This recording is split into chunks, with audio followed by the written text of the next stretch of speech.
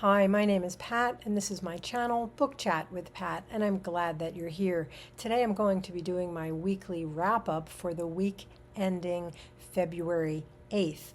I had an enormously successful reading week this week, in which I finished 5 works, and I made very good progress on several other projects that I'm working on. First, I completed my reread of Shelby Van Pelt's Remarkably Bright Creatures, which I was reading for my in-person book group. I first read this book in 2022 when it was a brand new novel. I loved it then, and I loved it even more on this reread. I was initially very skeptical about this book, as I think a lot of people are when they read about the premise of it, because one of the narrators is an octopus. And then the first time I read it and on this reread as well, I just absolutely loved the octopus. I loved all of his chapters. The octopus is an aging, actually dying octopus named Marcellus. This novel is in part about the relationship that develops between Marcellus the octopus and Tova Sullivan, an older woman who has lost both her husband recently and her only child, her teenage son, many years before the action of the novel. She works at the aquarium where Marcellus lives.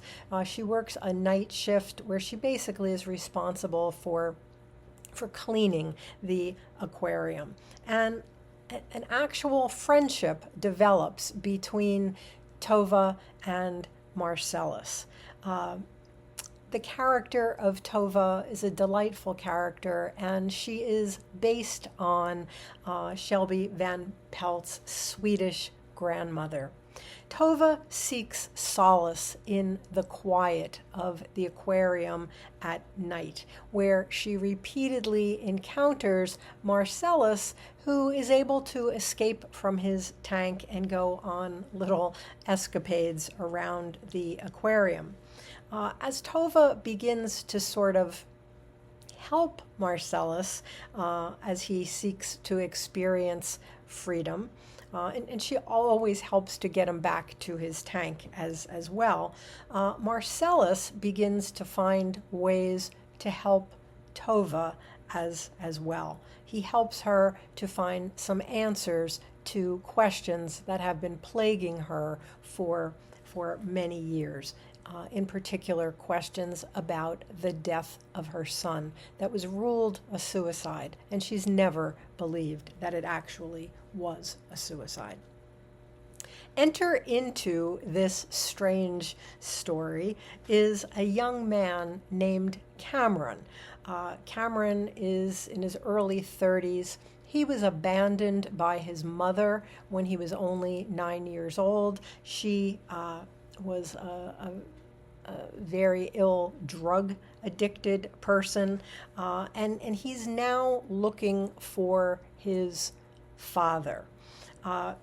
If you can do the required suspension of disbelief to make this book work, it is an absolutely beautiful story of unlikely friendships, found family, and second chances. I also finished this week Marcel Proust's Swann's Way, which is volume 1 of In Search of Lost Time. I was reading this with a group that was started by my friend Greg at Another Bibliophile Reads. And Greg and company are reading the entire 6 volumes during the course of this year. I committed to reading volume 1, and that's all I'm going to read at this time. So I am jumping off the Proust train. People say that remembrance of things past is the best thing they've ever read. There are people who rave about the quality of the prose. Some people swear by the sublime imagery. Many people have written about the important things that Proust was doing with his narrative style. How he's illustrating for us how memory works. I spent over a month. I spent a month and a week, a little over a week, reading this first volume. I get what it is that Proust is doing. My experience of reading this novel at this time in my life was something like my reread this past summer of Joyce's Ulysses. I read Ulysses for the third time this summer, and it was not the emotional experience that it was when I was a young graduate student, when I was in my early 20s, and I was absolutely blown away by James Joyce. I think that whatever I was experiencing in reading Proust at this point in my life, this is on me. This is not about the quality of Proust's writing or of this book. I think this is not the right time in my life to be reading this book.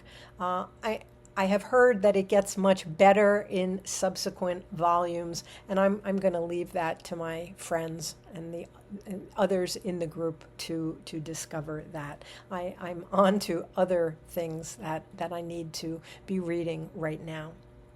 I also finished this week our 5th novel in the Pineiro project, and this is A Crack in the Wall. I can pretty clearly say that this is my least favorite of the 5 novels that we've read so far. Pineiro is known as Argentina's premier crime writer. And most of her, I think all of her books do have a crime, or what we at least are led to believe is a crime. And that's usually revealed early in the novel. But usually the rest of the novel is not so much about the crime, but about what that crime might reveal about Argentinian society as a whole. That's true in this novel as well. We are told in the very beginning, in the first chapter, we're told about a crime that has been committed. And the 3 main characters in the novel were all involved in some way in disposing of a body. We're told that at the outset. That's the beginning, the inciting problem in the novel. And then the narrative flashes back sort of to show us what led up to this, and then it moves forward in time as well. Pineiro has a great ability of getting us to care about really, really unlikable characters in spite of ourselves. And that was certainly true in A Crack in the Wall. It happens here too. These are not likable characters. There's not really one likable character. And yet we do become to some degree invested in the story. But this one just didn't work as well as other novels of hers have worked for us. I think everyone in the Pineiro project, and this is an absolutely wonderful group of content creators and BookTube subscribers. Everyone is leaving this novel with more questions unanswered after reading this. And I think almost to a person, we are in agreement that this is our least favorite of the 5 that we've read so far. If someone were looking for a way into the works of Claudia Pineiro, I would not recommend A Crack in the Wall as a place to start. It is interesting, though, in that, you know, it's been really interesting to see the progression of her writing and to see, you know, how themes recur in her writing, how she, you know, keeps revisiting certain social ideas. That certainly has been interesting. And I have said about this book, and I've said it about others as well, not only do we care about characters that are unlikable, but there's something about her writing that really stays with you. Even though I didn't enjoy this book, I still find myself thinking about it and thinking about the characters and going back to our Voxer discussion and adding more thoughts. And we're all doing that. So, I mean, that is, you know, a testament to a great writer that even in her lesser works, she gives us a great deal to think about and to discuss. I also read this week Lorraine Hansberry's play, A Raisin in the Sun. We're reading this for Angelia at Read and Reread. We're reading this for her book group, Endless Drama, where Angelia has selected 2 plays to be read each month of the year. This is a magnificent play that focuses on the Younger family, 3 generations of an African American family living in the South Side of Chicago during the 1950s. The grandmother, known as Mama in the play, or Lena, is about to come into a $10,000 insurance payment after the death of her husband, Big Walter. And she is contemplating how the money should be spent. Well, everyone in this 3-generation family has an idea of how the money should be spent. Ruth, Mama's daughter-in-law, shares Mama's dream of owning a home. Right now, they live in a tiny apartment where they actually have to share a bathroom with other residents who are not a part of their family. People don't have their own bedrooms. Mama's grandson, Travis, he doesn't have a bedroom at all. He sleeps on the living room couch. Mama and her daughter, Benita, they have to share a bedroom. You know, they're falling all over each other. There's not enough room for them. And Mama and her daughter-in-law, Ruth, are hoping that the money can be put toward buying a house. Benita is a student. She's a college student, and she has a dream of going to medical school. So that's where she would like to see the money applied. And Ruth's husband, Mama's son, Walter, also known as Walter Lee, he wants to use the money to invest in a liquor store, a project that some of his friends are talking about, and he would like to invest the money in that because he would like to work on his own. He would like to have his own job, his own business, and not do work which he feels is undignified. During the course of the play, he's working as a chauffeur for a white man, and he finds this work to be undignified and beneath him, and he would like to own at least a part of his own business. The play not only deals with these ideas related to the American dream, but it also deals with themes of personal dignity and family pride. And it also deals very poignantly with themes of racial discrimination and prejudice, as a white community organization does all that it can to keep the younger family from buying a house in their neighborhood. We're still discussing the play in Angelia's Discord, so I'm not going to say any more about it than that. But, I do want to say that I can think of no other play that depicts the American dream as well as this one does. And it's just an extraordinarily powerful play, still taught in many schools throughout the country today. It still resonates today, more than 60 years after it was written. The fifth book that I finished this week was A Study in Scarlet by Sir Arthur Conan Doyle. This is a novel that I read for the Sherlock Holmes reading event entitled Holmes is Where the Heart Is, and this was created by Jim at Mystery and Mayhem, and Jim is ably assisted by a number of hosts who I will list in the notes below. This is a month-long event where we're reading the works of Sir Arthur Conan Doyle, those that pertain to Sherlock Holmes. In the first week, we're reading a Sherlock Holmes novel. In the second week, we're reading Sherlock Holmes short stories.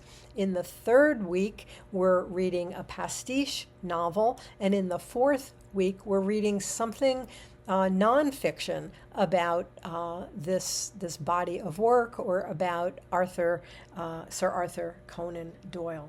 This novel, A Study in Scarlet, was great fun. This is the first of Arthur Conan Doyle's Sherlock Holmes novels. There are 4 novels in the canon and over 50 short stories. This is the first one.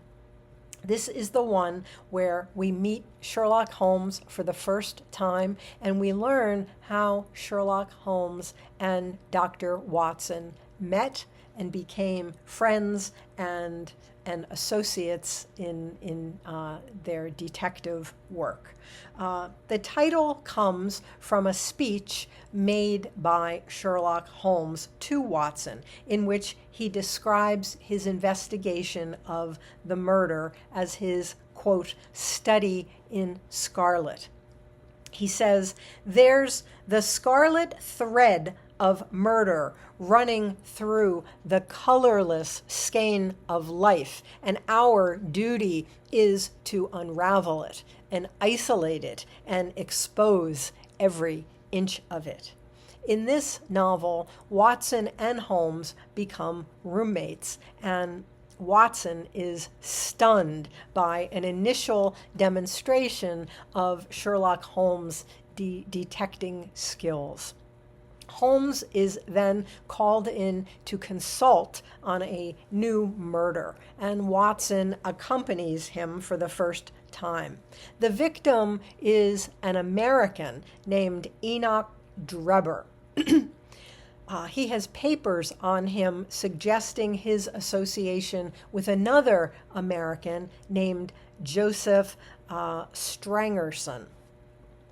Written on the wall in red near the corpse are the letters RACHE.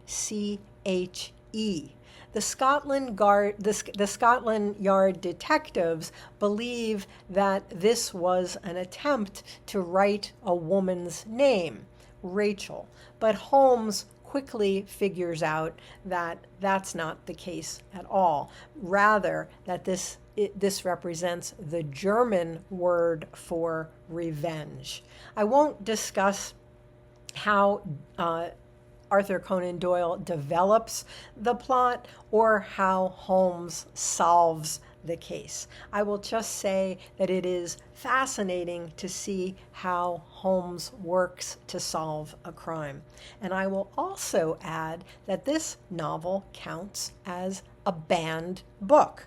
There is an entire second half of the novel that takes place in Utah. And it feels kind of like an American Western of sorts. And then Arthur Conan Doyle brilliantly links these two halves of the story, which at first seem to be really disparate, unrelated stories. In recent years, the novel has been challenged in schools. It was most recently challenged in Albemarle County, Virginia, where it has been removed from the curriculum because of its derogatory depiction of Mormons. It was allowed to remain in the library there, but it can no longer be taught as part of the English curriculum. So those are the 5 books that I completed this week. I'm still reading a couple of things that I'm reading for other reading events. I've been working for quite a while now on Mary Beard's SPQR, A History of Ancient Rome, which I'm reading for Historathon, an event that I'm participating in for the first time. I didn't feel 2 weeks ago like I was making any progress on this, but this week has been much better, and I added another 100 pages from this book to my reading yesterday. I also am continuing to read, and I will get back to it now in this coming week, Oliver Sacks' The Man Who Mistook His Wife for a Hat. This is a book that we're reading for Gareth's book club, entitled The Belief and Behavior Bi-Monthly Book Club, and we'll be talking about this in the beginning of March. So I'm going to focus for the rest of this month on making sure that I get that finished. I talked last weekend about how I had put my name in to be a judge for the BookTube Prize, and I was not selected for round 1. While at first I was initially really disappointed not to be a judge in this round, I think that I am actually quite relieved. And I think the fact that I wasn't picked for this first round is what really enabled me to finish 5 books this week and continue to read 2 others. Other things that are coming up for me, I've been participating in Mariandrea's book club called Books and Bocadillos Book Club, where we're reading the works of Latinx authors this year. And the novel for February is Olga Dies Dreaming by Xochitl Gonzalez, and I am just starting this weekend. And I will continue reading, I'm going to continue reading Sherlock Holmes, this time short stories, and I have the complete novels and stories of Sherlock Holmes in 2 volumes. So this week I'm going to work on short stories. And for February, I am continuing to read with the CIMAC 2025 reading group. This month we're reading Cosmic Engineers. A couple of other things that I did this week.